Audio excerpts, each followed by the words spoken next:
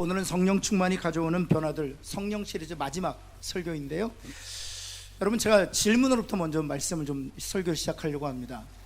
여러분, 나무가 열매를 맺습니까? 아니면 열매가 나무를 만듭니까? 여러분 눈빛에서 그런 유치한 질문을, 그렇죠? 나무가 열매를 맺는 것이죠. 열매가 나무를 만드는 것이 아니라. 근데 여러분, 세상 사람들은 열매가 나무를 만든다고 믿고 산다는 거 아세요? 심지어 하나님의 은혜로 하나님의 자녀가 되었고 교회를 출석하고 성경을 가지고 있으면서도, 또 성경을 읽고 들으면서도, 암송하면서도 열매가 나무를 만든다는 생각에 사로잡혀서 헤어나지 못하고 있다는 사실입니다.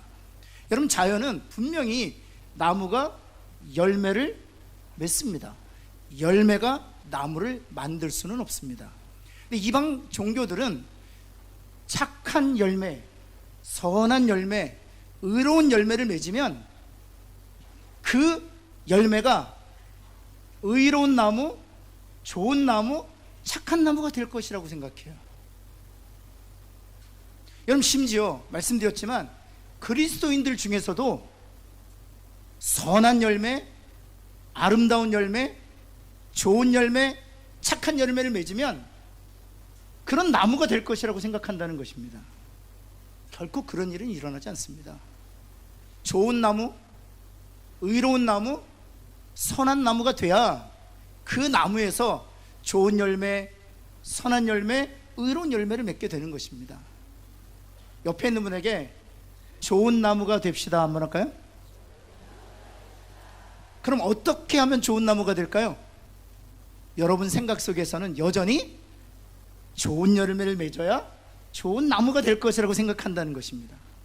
왜냐하면 그 굴레에서 우리가 빠져나오지 못하기 때문입니다. 열매는 나무가 되게 할 수 없습니다.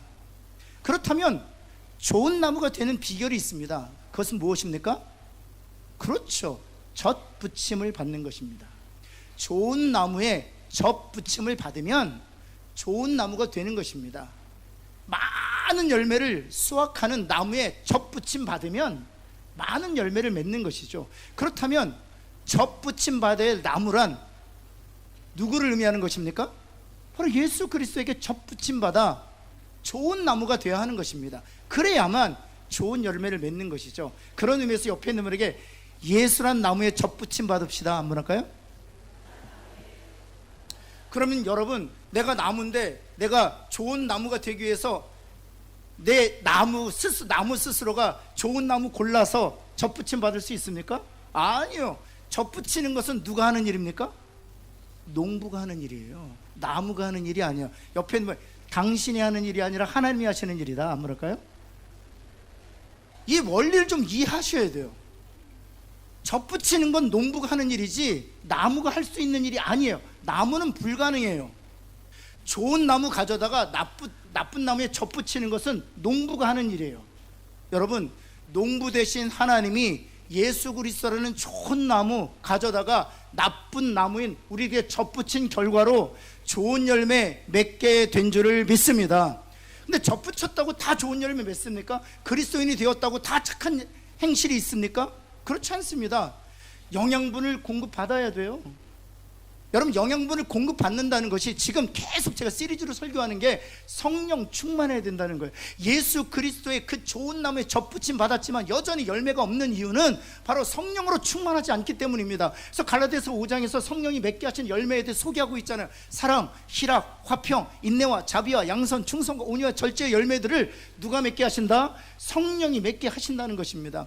하나님의 은혜로 말미암아 농부 되신 하나님께서 예수 그리스도라는 그런 생명나무에 우리를 젖붙이게 하셨으니 이제 우리가 기도하고 간절히 기대해야 될 것은 성령이라는 그런 능력과 힘을 받아서 성령이 맺게 하시는 열매를 맺는 것입니다. 그런 은혜가, 그런 열매가 저들의 삶에 나타나기를 예수 그리스도에 다시 한번 축원합니다. 그렇다면 그 중에 가장 귀한 열매가 있다면 생각의 전환이에요. 생각의 전환, 사고의 변화입니다. 이것이 가장 큰 열매예요. 여러분, 혹시 또 질문 하나 던질 텐데요. 태양이 돕니까? 지구가 돕니까? 다시 묻겠습니다. 예. 태양이 지구 주위를 돕니까? 지구가 태양 주위를 돕니까? 정말요? 예, 여러분이 눈으로 관찰할 때는 태양이 돌고 있나요? 지구가 돌고 있나요? 태양이 돌고 있죠. 근데 왜 지구가 돈다고 말씀하세요? 그 정보를 여러분 어디서 얻으신 거예요? 저 몰래 따로 받으셨나요? 우리 눈으로 볼 때는 태양이 돌고 있습니다. 근데 여러분들은 지구가 돈다고 생각해요. 여러분의 감각과는 전혀 다른 대답을 하고 있는 거예요. 우리의 감각으로는 태양이 돌고 있죠. 동에서 떠서 서로 집니다. 그런데 우리는 지구가 돈다고 그래요. 여러분, 이 전환이 코페르니쿠스라는 사람이 만들어낸 전환이에요. 그 코페르니쿠스라는 사람 이전에는 다 태양이 지구 위를 돈다고 믿었어요. 그래서 이 사람이 과학적으로 발견해 보니까 태양이 도는 게 아니라 지구가 도는 걸 발견했어요. 그래서 무엇이라고 했느냐? 지구가 돈다. 그랬어요. 지구가 돈다. 그랬더니 이 사람이 노벨상을 탔을까요? 아니면 재판을 받아서 감옥에 갔을까요? 재판 받아서 감옥에 갔습니다. 왜냐면 쓸데없는 소리 한다고. 눈으로 보라는 거예요. 눈으로 보라는 거예요. 지금 태양이 돌고 있지 지구가 도냐고. 무엇을 가지고 증명할 거냐고. 여러분, 그래서 사고의 전환, 생각의 변화를 가리켜서 지금도 코페르니쿠스적 전환이라고 얘기해요. 여러분, 우리가 왜 성령 충만해야 되는 줄 아세요? 성령 충만해야만 우리가 진리를 알 수 있기 때문에 그렇습니다. 생각의 전환, 사고의 변화가 비로소 가능하기 때문에 그래요. 사랑하는 성도 여러분, 오늘 이 본문의 말씀은 성령 충만한 베드로가 2장에서 성령 충만을 경험하지 않습니까? 그리고 나서 3장 1절부터 10절까지 베드로에게 있어서 어떤 생각의 변화와 사고의 전환이 있었는지 잘 보여주는 본문입니다. 첫 번째, 성령이 충만할 때 어떤 변화를 가져다 주느냐? 금과 은이 전부가 아니라는 사실을 알게 돼요. 금과 은이 전부가 아니구나. 우리 인생의 해답이 금과 은에 있지 않구나 라는 사실을 비로소 깨닫게 돼요. 여러분, 베드로는요, 예수님과 3년 반을 함께 퍼블릭 미니스트리 공생했던 임. 근데 성령 충만하고 나서야 비로소 인생의 모든 문제의 해답이 금과 은에 있는 것이 아니라 다른 것에 있구나 라는 사실을 깨닫게 되는 거예요. 여러분, 아직도 우리 인생의 문제가 금과 은에 있다고 생각하십니까? 그렇다면 아직 성령 충만하지 않은 거예요. 내가 예수 그리스도를 믿어 하나님의 자녀를 거듭났지만 여전히 우리는 코페르니쿠스적 전환 이전에 가치관에 사로잡혀 살고 있는 것이죠. 박스 안에 갇혀 있는 것입니다. 박스 밖을 볼 수 없는 거예요. 지금 현상만 보는 것입니다. 현상 주변에서 역사하시는 전능하신 하나님의 손을 보지 못하는 것이죠. 성령 충만할 때 우리는 아웃 오브 박스 밖에서 전능하신 하나님께서 역사를 주관하시고 우리 인생의 주인 된다는 사실을 비로소 볼 수 있게 되는 것이거든요. 여러분, 오늘 나면서부터 안진뱅이 된 일을 성전 미문에서 만납니다. 이 미문이라는 것은 뷰티풀도 성전에 들어가는 여러 가지 문이 있었지만 가장 아름다운 문이라 해서 미문이라고 했었습니다. 그는 한 번도 걷지 못했었습니다. 그런데 그 미문에서 구걸하던 차에 기도하러 들어가던 베드로와 요한을 바라보았습니다. 그리고 다른 사람과 마찬가지로 무엇을 얻을까 하여 그들을 주목하여 바라보았다라고 했습니다. 그런데 3장 6절 한번 볼까요? 베드로가 이렇게 담대하게 선언합니다. 금과 은이 내게 없거니와 내게 있는 이것을 내게 주노라. 여러분, 정확하게 뉘앙스를 살려서 번역하면 금과 은이 내게 있어도 너에게 주지 않겠다는 것입니다. 왜냐하면 금과 은이 너의 문제를 해결할 수 없기 때문에. 여러분, 그렇다면 이 나면서부터 안진뱅이 되었던 이는 어떤 문제를 가지고 있었습니까? 나면서부터 안진뱅이 되었던 장애의 문제를 가지고 있어요. 이게 첫 번째 문제. 그러나 그보다 더 심각한 문제가 있었습니다. 한번 레위기서 한번 볼까요? 레위기서 21장 17절. 우리 한번 노란색으로 할레트 한번 같이 읽겠습니다. 시작. 육체에 흠이 있는 자는 그 하나님의 음식을 드리려고 가까이 오지 못할. 육체에 흠이 있는 자는, 장애를 입은 자는 하나님께 가까이 올 수 없다는 것입니다. 23절에서 좀 더 구체적으로 이렇게 설명하고 있습니다. 23절 말씀 같이 읽습니다. 시작. 휘장 안에 들어가지 못할 것이요 재단에 가까이 하지 못할지니 이는 그가 흠이 있겠습니다. 여러분, 왜 흠이 있는 사람, 왜 장애를 갖고 있는 사람을 하나님께서 제단에 오는 것을 금하셨을까요? 성전에 들어와 하나님 앞에 번제물 드리며 자기의 죄를 속하는 것을 금하셨을까요? 그것은 여러분, 인간이 죄로 말미암아 타락하고 부패한 이후로 부정하고 정하고 있다는 사실조차도 모르고 지내거든요. 그래서 이런 율례를 통해서 부정한 것이 있고 정한 것이 있구나, 흠이 있고 흠이 없는 것이 있구나, 흠이 있으면 부정하면 하나님께 나아갈 수 없구나 라는 하나님 관점에서 보는 악과 선의 개념을 가르치시. 이것은 부정한 음식을 먹고 정한 음식 먹지 않고 정한 음식을 먹도록 할 수 있는 음식의 규례와도 같은 것이에요. 그러나 예수 그리스도가 이 땅에 오심으로 말미암아 부정하고 흠이 있는 우리들을 흠이 없는, 그리고 정한 백성이 되게 하신 이후에는 이 모든 것이 철폐된 것이죠.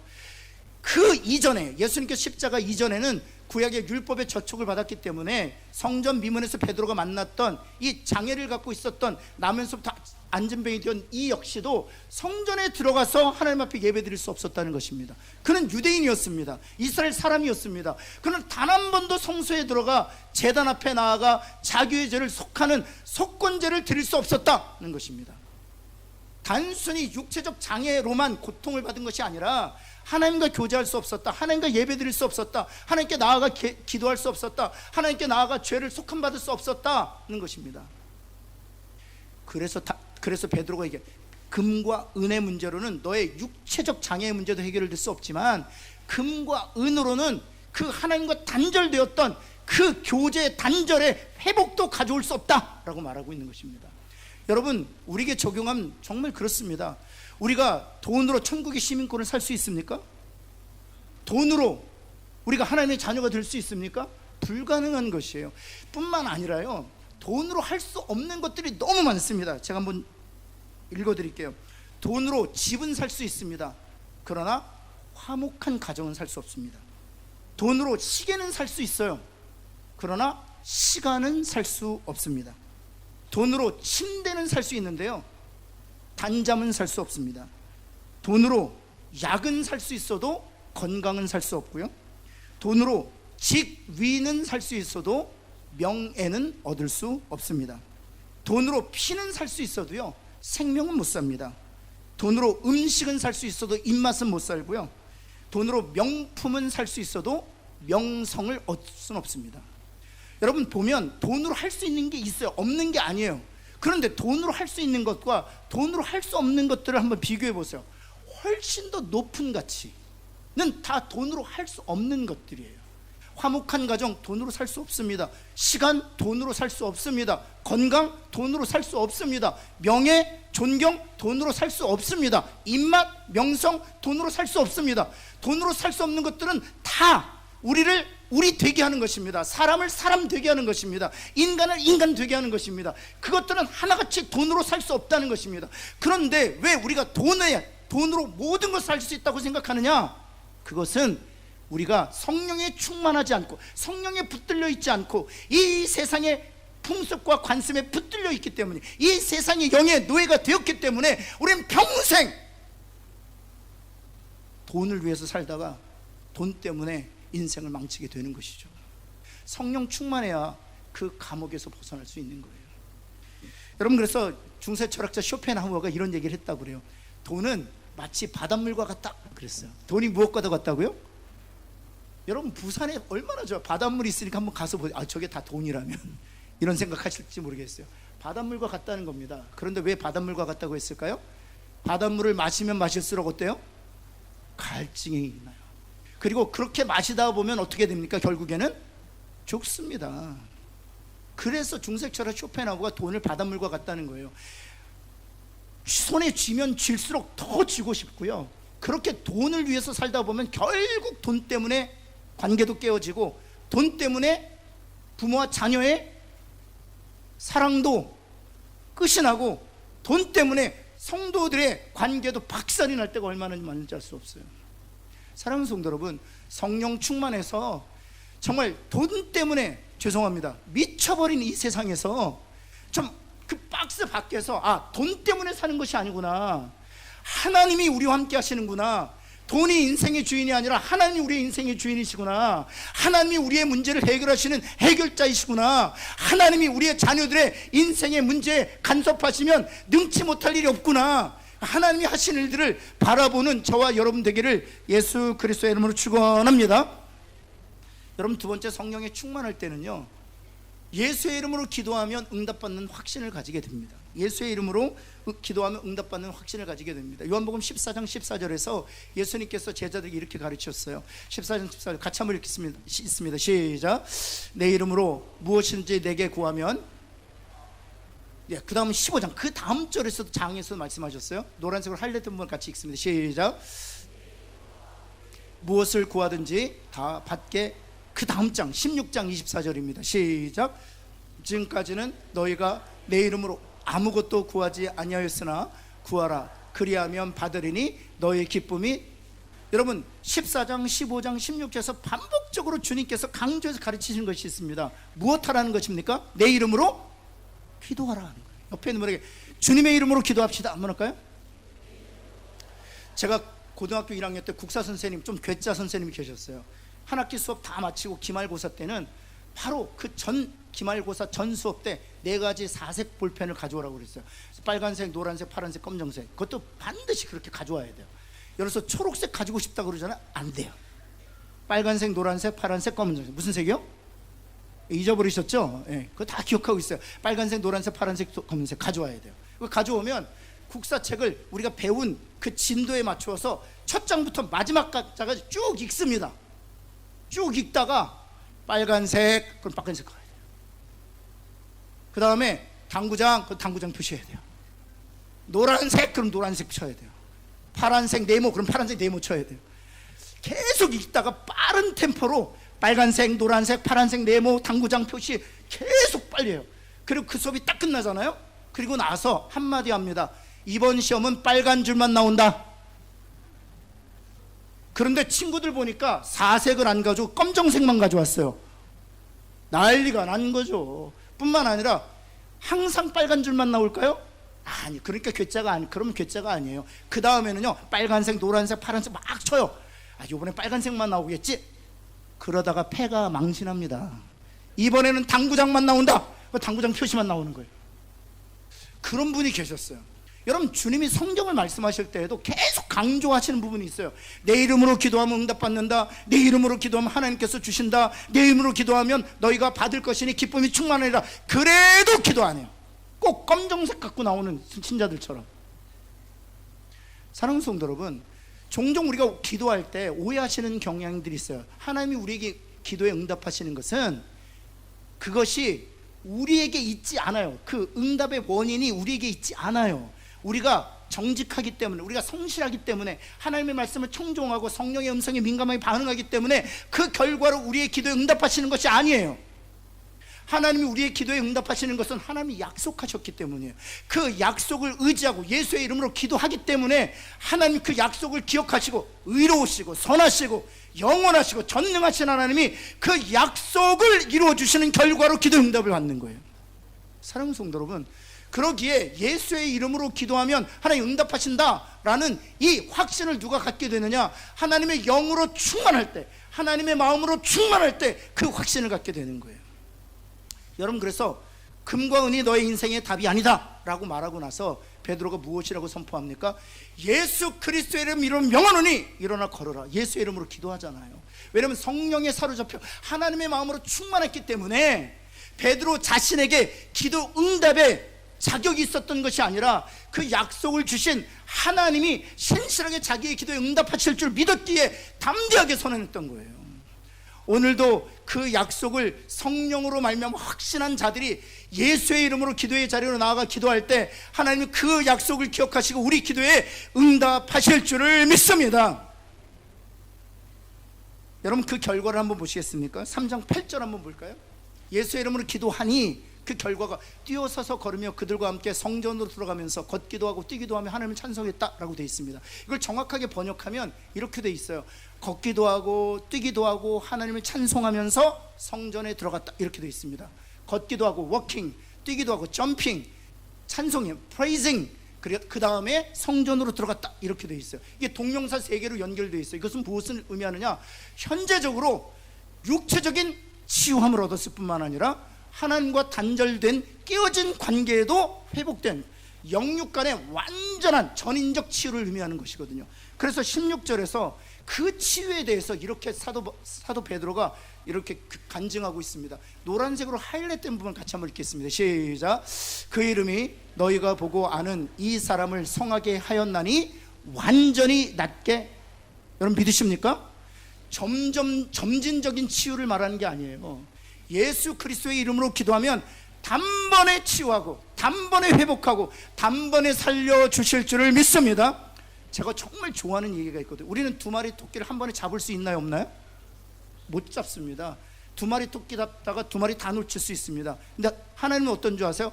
하나님은요 한 번에 1000마리도 잡아요. 여러분 이 믿음이 있으세요? 전 이 믿음이 있어요. 하나님은요 입체적으로 역사하세요. 우리는 평면적으로도 일하기가 어렵지만 하나님은 입체적으로 역사해요. 하나님은 관계도 회복시키시고요, 하나님이 질병도 치료하시고요, 하나님이 그 영적인 단절의 문제도 해결하실 뿐만 아니라 영연의 거듭남의 역사를 한 번 해결하세요. 예수의 이름으로 기도할 때. 사랑하는 성도 여러분, 여러 문제로 인하여 사방의 문제라 생각이 되잖아요. 그때 해야 될 일이 있어요. 기도하는 겁니다. 예수의 이름으로 기도하는 거지. 서로 관련이 없는 문제처럼 보이지만 예수의 이름으로 기도할 때 단번에 모든 문제가 즉각적으로 해결될 줄을 믿습니다. 이것이 예수의 이름의 능력인 것이죠.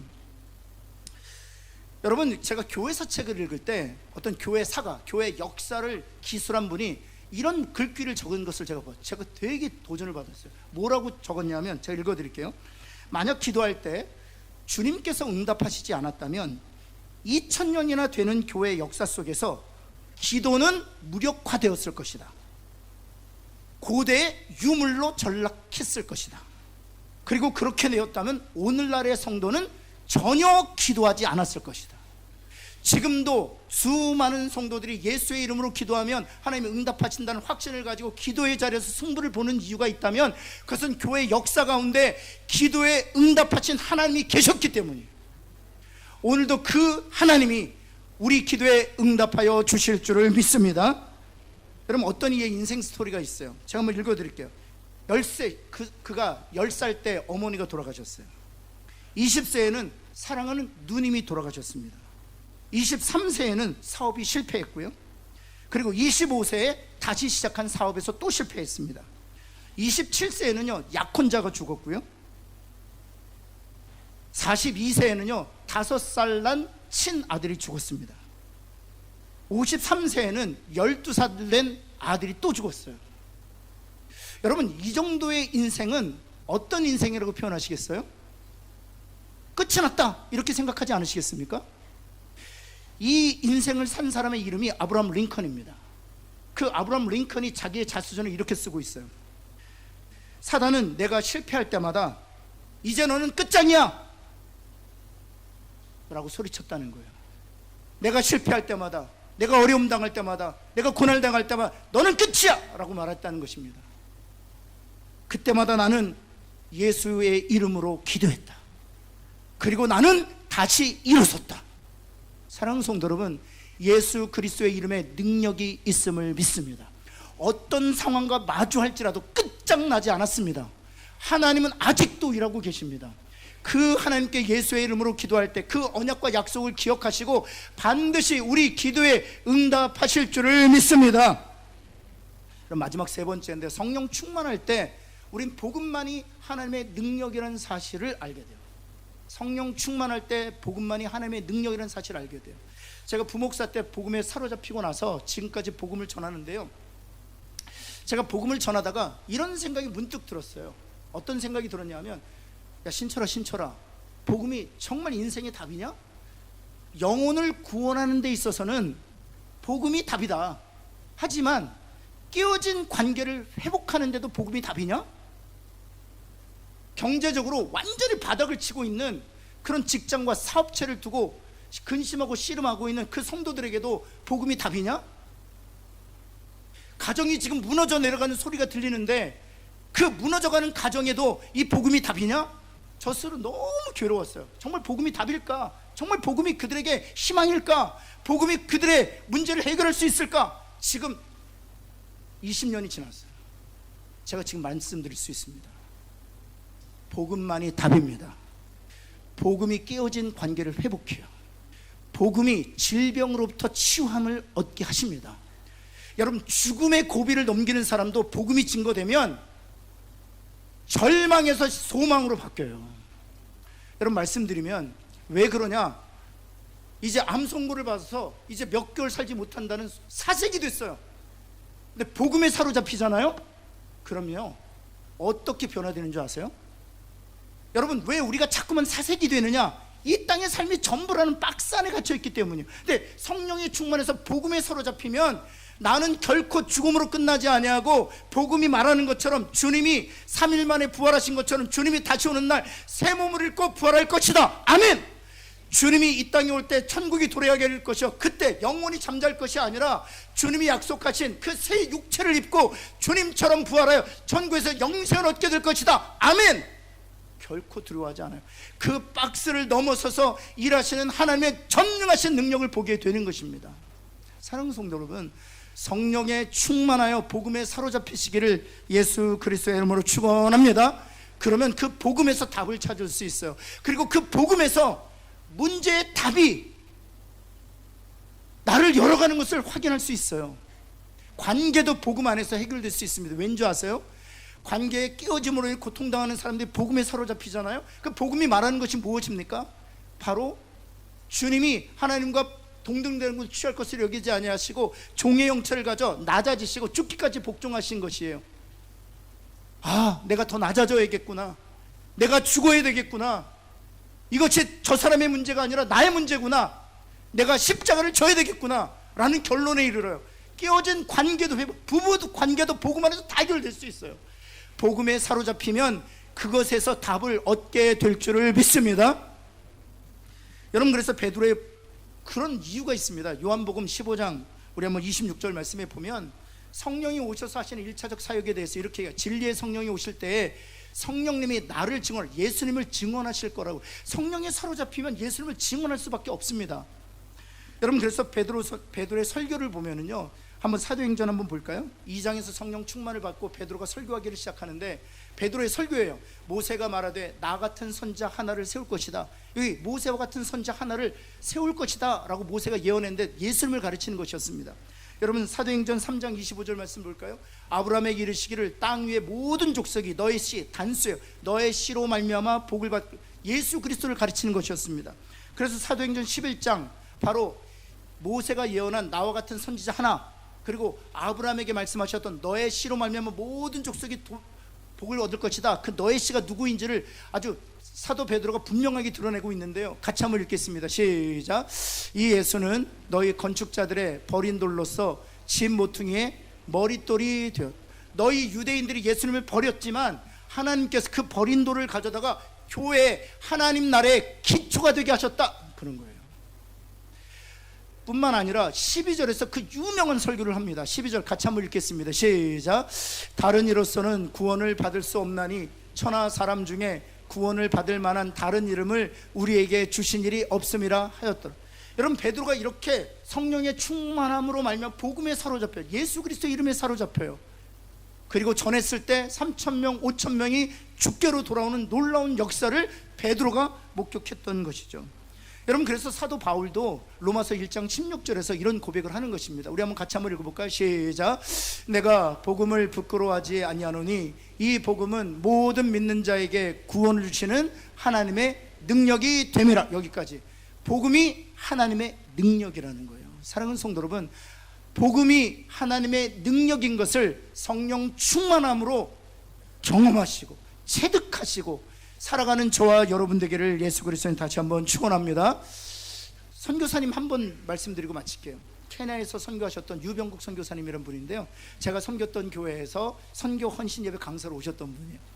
이분 너무너무 재밌어요. 한번 저희가 모시려고 하는데, 이 유병국 선교사님이 케냐에 가서 복음을 전하려고 하다 보니까 이 접촉점이 없는 거예요. 그래서 고등학교에 들어가서 음악을 가르치셨대요. 이분이 북이나 장구를 꽹과리를 잘 치신대요. 그래서 북, 장구, 꽹과리, 한국 악기를 가르치기 시작하는데 뭘 가르쳤냐? 찬송가를 가르쳤대요. 예수 이름으로, 예수 이름. 그래서 6개월을 가르치다 보니까 아이들이 북기나 꽹과리 장구 치면서 예수 이름으로, 그러니까 그 고등학교마다 이슬람 역사를 가르치는 종교교사들이 있대요. 보안이 음악을 안 가르치고 예수를 전하더라는 거예요. 하도 화딱지가 나가지고 이 선교사님을 불러가지고, 이게 내일부터 한 번이라도 예수를 전하면 내가 종교 당국에 신고해서 당신 감옥 가게 할 거라고. 너무 떨리더래요. 케냐에서 감옥 가면 너무 무서운 일이잖아요. 그리고 출국 당할 줄 알라고, 다시는 예수의 이름으로 찬양하지 말라고. 너무 무서워서 집에 돌아와서 밤새도록 기도했대요. 하나님, 너무 무섭습니다. 어떻게 하면 좋을까요? 내일부터 음악만 가르쳐야 됩니까? 예수는 전하면 안 됩니까? 막 기도하다가 새벽녘쯤에 성령께서 갑자기 사로잡아 주시는데 예수만을 전해라 그러더래요. 너무 두려운 마음이 사라지고 담대해져서 학교에 오자마자 누구를 만났을까요? 종교 담당, 그 이슬람 역사 가르치는 선생님을 불렀어요. 그리고 조용히 할 말이 있다고 빈방에 들어가서 성경을 펴놓고 그분에게 복음을 전했답니다. 그분에게 예수님을 전했대요. 요한복음 3장 16절, 하나님이 세상을 이처럼 사랑하사 독생자를 주셨으니 누구든지 저를 믿는 자마다 멸망치가 영생을 얻게 하려 하심이라. 요한복음 3장, 모든 사람은 죄를 범하였으면 하나님의 영광에 이르지 못하더니 3장 23절, 예수 그리스도의 성령으로 말미암아 값없이 의롭다함을 얻었으니 예수 그리스도로 말미암아 하나님의 자녀가 되었느니라. 그래서 우리가 아직 죄 안 되었을 때 그리스도께서 우리를 위하여 죽으심으로 하나님께서 우리에 대한 자기 사랑을 확증하셨느니라. 이 사람이 반박할 틈을 주지 않게 막 속삭박질 얘기했대요. 그랬더니 이 사람이 가만히 있더래요. 그리고 그 다음들부터도 음악과 예수를 전할 수 있었답니다. 그리고 1년간 그렇게 사역을 하고 한국 본부에서 선교사님에게 요청해서 한국 본부 일을 좀 봐달라고 해서 한국 본부로 왔대요. 그리고 5년이 지났대요. 근데 5년이 지나고 나서 케냐로부터 편지가 한 장이 날라왔는데 그 편지의 내용은 이렇습니다. 목사님 감사합니다. 선교사님 너무 감사합니다. 제가 바로 그 이슬람을 가르쳤던 종교 담당 역사 교수입니다. 그런데 제가 선교사님이 저에게 떠난 날 주었던 성경책을 읽기 시작했고 그 성경 안에서 예수님을 만났습니다. 그리고 지금은 목사가 되었고요. 지난 4년 동안 제가 교회를 30개를 개척했습니다. 그리고 이 젊은 나이에 우리 총회 교단의 총회장이 되었습니다. 그리고 제가 다음 달 며칠 날 제가 한국 들어갑니다. 선교사님 만나고 싶어요. 와, 여러분, 복음이 답이에요. 복음의 인생을 변화시키는 거예요. 누구에게 이런 일이 일어나느냐? 성령 충만한 사람이 그 복음이 답이라는 사실을 알고 그 복음에서 모든 인생의 답을 다 얻게 되는 것이죠. 사랑하는 성도 여러분, 이제 성령씨를 마감하는데요, 성령도 마감되지 않기를 바랍니다. 성령이 늘 충만해서 예수의 이름으로 기도하고 또 복음이 전부라는 사실을, 복음에 사로잡혀서 복음에서 인생의 답을 찾으며 더 나아가서 금건이 전부가 아니라 전능하신 하나님 우리와 함께 하신다는 사실을 눈으로 보며 살아가는 저와 여러분 되기를 예수 그리스도의 이름으로 축원합니다. 하나님, 우리 사랑하는 성도들 이 세상을 살아가면서 얼마나 근심 가운데, 하나님 두려움 가운데 있습니까? 성령 충만하셔서 하나님 박스 밖에서 전능하신 손으로 우리를 붙들고 계시는 것을 보게 하여 주옵소서. 문제 때문에 낙심하고 문제 때문에 절망하는 성도들이 있습니까? 문제에 넘어서 역사하시는 하나님의 전능하신 손을 볼 수 있도록 성령님 눈을 열어 주옵소서. 하나님, 문제를 만날 때마다 예수 그리스도의 이름에 능력이 있음을 믿고 예수의 이름으로 선포하고 예수의 이름으로 기도하는 하나님의 사람들 되게 하여 주옵소서. 부족한 종이 예수의 이름을 의지하여 기도합니다. 예수의 이름으로 기도하오니 모든 질병은 떠나가게 하여 주옵소서. 우리 가정에 있는 모든 악의 그림자는 예수의 이름을 명하노니 떠나가게 하여 주옵소서. 하나님, 특별히 하나님 우리의 자녀들 예수의 이름을 붙들어 주셔서 예수의 사람으로 평생 하나님 앞에 하나님 시선을 고정하고 살아갈 수 있도록 축복하여 주옵소서. 예수 그리스도의 이름으로 간절히 기도합니다. 아멘.